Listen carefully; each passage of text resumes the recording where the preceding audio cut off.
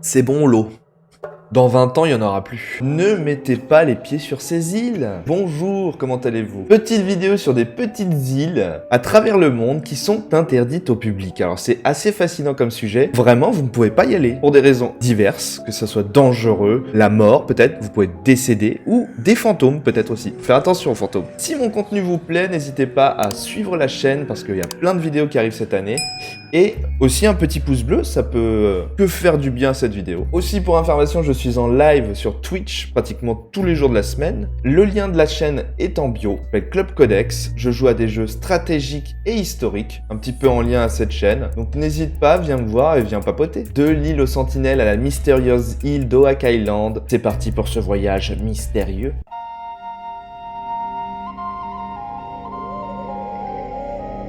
L'île de North Sentinel est un endroit fascinant et mystérieux qui abrite l'une des tribus les plus isolées du monde. Cette tribu qui se nomme les Sentinelles est extrêmement hostile envers les étrangers. On va commencer par le début, où se trouve cette petite île. Elle se situe dans l'océan Indien entre l'Inde et la Thaïlande. L'île est l'un des rares endroits sur Terre qui n'a pas été cartographié par Google Maps. Si vous regardez bien sur Google Maps ou Earth, on distingue juste la forme de l'île mais on ne voit pas la végétation et les reliefs. C'est assez rigolo et il n'y en a pas beaucoup de zones comme ça. Il y a la zone 51 aussi qui n'a pas été fait par Google. Parce qu'il y a des extraterrestres. Chut, faut pas le dire. Les membres de cette tribu sont des descendants directs des premiers humains sortis d'Afrique il y a environ 60 000 ans. L'île est un territoire de l'Inde et est interdit d'accès par le gouvernement indien. Une zone de 5 km autour de l'île définit la zone interdite, même pour les pêcheurs. Les Indiens ont même abandonné l'idée de recenser l'île, mais ils imaginent que la tribu est de taille de 50 à 200 individus. Ils ont lâché l'affaire parce qu'en fait, comme vous pouvez voir les seules photos qu'il y a de l'île Sentinelle, dès que des étrangers s'approchent de l'île, ils vous balancent des flèches et des lances. Donc en gros les mecs, ils veulent pas du tout te voir. Pas du tout. On ne connaît pas la véritable cause de leur agressivité envers les étrangers, car on n'est pas souvent entré en contact avec eux. Plusieurs morts ont été recensés au cours de l'histoire, qu'on a retrouvés dans la mer. Pour la petite info, la tribu n'est pas cannibale. Selon la légende, on dit que ce sont des cannibales. Mais non, ce ne sont pas des cannibales. Ils mangent pas d'humains. Tout ce que tu peux risquer, c'est de prendre une flèche dans le cul. Voilà. Ouh, attention à parler de fantômes. Ah oui, on est en octobre, c'est pour ça. L'île la plus hantée du monde. Nous nous rendons en Italie, sur une île qui se trouve juste en face de la ville de Venise. C'est super touristique, Venise, je n'y suis jamais allé, mais j'aimerais bien y aller quand même pour faire un peu de gondole. Bon, quand on voit l'histoire de l'île, t'as compris pourquoi c'est genre l'endroit où il y a le plus de chasseurs de fantômes du monde. Ce petit bout de terre qui ne dépasse pas plus de 2 km² aurait été au XVIe siècle utilisé comme lieu de quarantaine pour les victimes de la peste noire. Amené par petits bateaux par des médecins qui portent des masques ressemblant à des corbeaux. Vous les avez tous déjà vus une fois ou deux. Alors ces masques avaient une fonction bien spécifique. Le médecin plaçait dans le bout du masque des herbes aromatiques qui devaient filtrer l'air et empêcher la maladie de contaminer les médecins. Vous vous en doutez, ça ne marchait pas du tout. Les médecins étaient contaminés, eux aussi. On compte plus de 100 000 morts qui ont été brûlés ou enterrés dans des fosses communes sur l'île. Puis avançons dans le temps. Entre 1922 et 1968, un asile psychiatrique est installé sur l'île. Les patients, selon la légende, auraient été victimes d'expériences cruelles face à un médecin fou. Quelques années plus tard, le médecin fou en question se serait jeté du haut du clocher car il n'aurait pas supporté d'être hanté par les fantômes du passé. On mélange le tout. On check bien, ça vous fait un super mélange de paranormal. L'île est interdite parce qu'elle est considérée comme un patrimoine national de l'Italie, donc tu peux pas y aller sinon on tire dessus. Non, on tire pas dessus, mais on jette des flèches. Et surtout, elle est beaucoup trop hantée, non, il n'y a aucune raison d'y aller, à part être possédé par le diable en personne. Vous avez pas mal d'émissions de chasseurs de fantômes qui ont été faites sur l'île de Poveglia. Vous pouvez aller voir sur YouTube, il y en a plein, il y a même chasseurs de fantômes, machin. Pour le jeune public, tout ce que vous voyez n'est peut-être pas vrai, c'est peut-être de l'esbrouf. Nous nous rendons dans le sud du Japon. Pour ceux qui ont vu le film James Bond Skyfall, une des scènes du film se passe sur cette île remplie d'immeubles abandonnés. Mais pourquoi tous les habitants de l'île, en même temps, ont abandonné leur maison? Le charbon qui était à l'époque le combustible le plus cher et le plus demandé.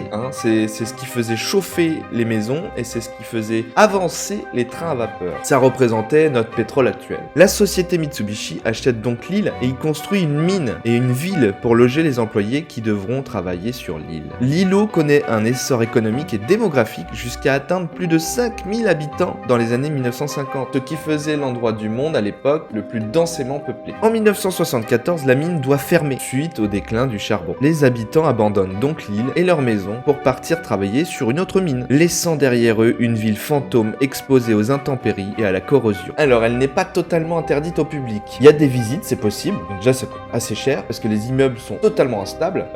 C'est à vos risques et périls, hein. Tu peux vite te prendre une brique dans la tronche.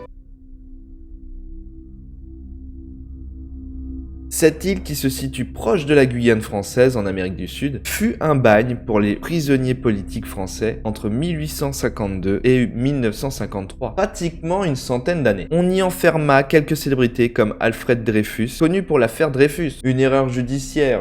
Il a été jugé à tort comme étant un espion allemand en 1894. Alors, manger une bière et de la choucroute ne veut pas dire que vous êtes un espion allemand. Non, non, non. Les conditions de vie sur cet îlot étaient terribles. Entre climat tropical, maladies, insectes, la faim, la solitude et la surveillance constante des gardiens de prison. Et si t'avais une petite envie de t'enfuir par la mer, que nenni, c'est quasi impossible. Les courants océaniques étaient beaucoup trop forts et aussi vous aviez des petits animaux qui vous attendaient pour vous manger, les requins. L'île est interdite au public car aujourd'hui elle appartient à la société spatiale guyanaise, donc française, qui est l'opérateur du port de lancement des fusées européennes et françaises. Il l'utilise comme une station de suivi des lancements de fusées. Petite île du Pacifique, elle fut la propriété d'une femme, Elizabeth Sinclair Robinson. En 1864, Elizabeth est une jeune Écossaise qui possède une plantation en Nouvelle-Zélande. Elle cherche désespérément une île pour finir ses jours avec sa famille. Nous, on choisit une maison de campagne, elle cherche une île. Ah ouais, on l'a laissé. Elle tombe amoureuse de l'île de Niihau et de ses habitants polynésiens. Elisabeth l'achète donc dès son arrivée en donnant au roi du moment Kamehameha V 10 000 $ en or. Soit dit en passant, ce roi Kamehameha a inspiré Dragon Ball Z pour le fameux... C'est assez cool. Elle est surnommée l'île interdite, car réservée à ses habitants, qui se comptent au nombre de 170 âmes. Ce sont des anciens descendants d'une tribu polynésienne vieille de 1000 ans. Et vous allez me dire, mais pourquoi on l'appelle l'île interdite? C'est passé des trucs, il y a des serpents, il y a des boas, on sait pas. Eh bien, ce serait lié à une histoire qui se serait passée pendant la Seconde Guerre mondiale. Je vous raconte. L'histoire commence alors qu'un avion japonais endommagé, lors de l'attaque de Pearl Harbor, s'écrase sur l'île. Le pilote, un certain Nishikaishi, survit au crash et se fait capturer par les habitants. 3 habitants de l'île, qui devaient s'occuper et surveiller le prisonnier, commencent à lier une certaine amitié avec le pilote japonais. De surcroît, les gardiens avaient des origines japonaises. Donc ils deviennent super potos et les gardiens libèrent le pilote japonais et l'aident à s'enfuir de l'île. Les autres villageois voient cet acte comme un acte de trahison. Et donc c'est très énervé que ça part. Une lutte armée commence entre les deux camps. D'un côté, vous avez les 3 d'origine japonaise et 2-3 mecs à eux qui se foutent sur la gueule contre les autres qui ont trouvé que c'était un acte de trahison. Une mini-guerre frappe cette petite île. Une petite guerre toute mignonne qui fait quand même quelques morts. Depuis ce jour, l'île peut être visitée, mais c'est très difficile, les places sont rares. Il est interdit d'entrer en contact avec les habitants de l'île qui, depuis l'incident avec le japonais, ne veulent plus parler à personne.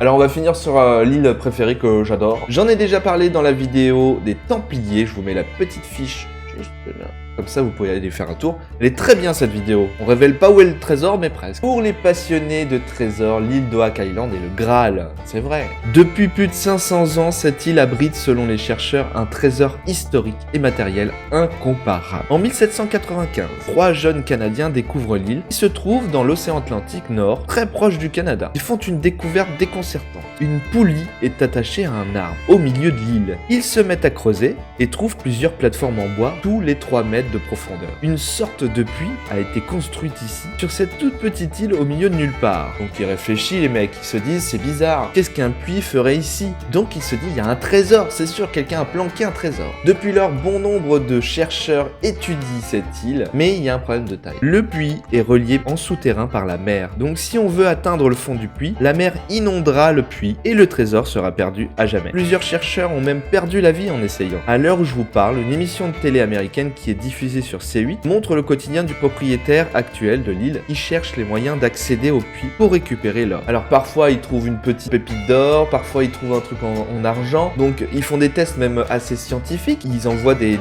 sondes et ils disent que dans la Terre, eh ben, il y a des particules d'or, donc ils sont persuadés qu'il y a un trésor énorme. Vous verrez dans ma vidéo d'étampillé, les deux frères à qui appartient l'îlot ne sont pas très partageurs avec le public. L'île est interdite bien entendu au public, personne ne peut y aller parce qu'elle appartient à la société de ces deux mecs. Elle est gardée par des gardiens armés, donc n'y allez pas, c'est très dangereux. De toute façon, ils sont pas prêts de le trouver le trésor. J'espère que cette vidéo vous a plu. N'hésitez pas à vous abonner si ma compagnie vous jouasse. Je vous dis à très bientôt pour une autre histoire.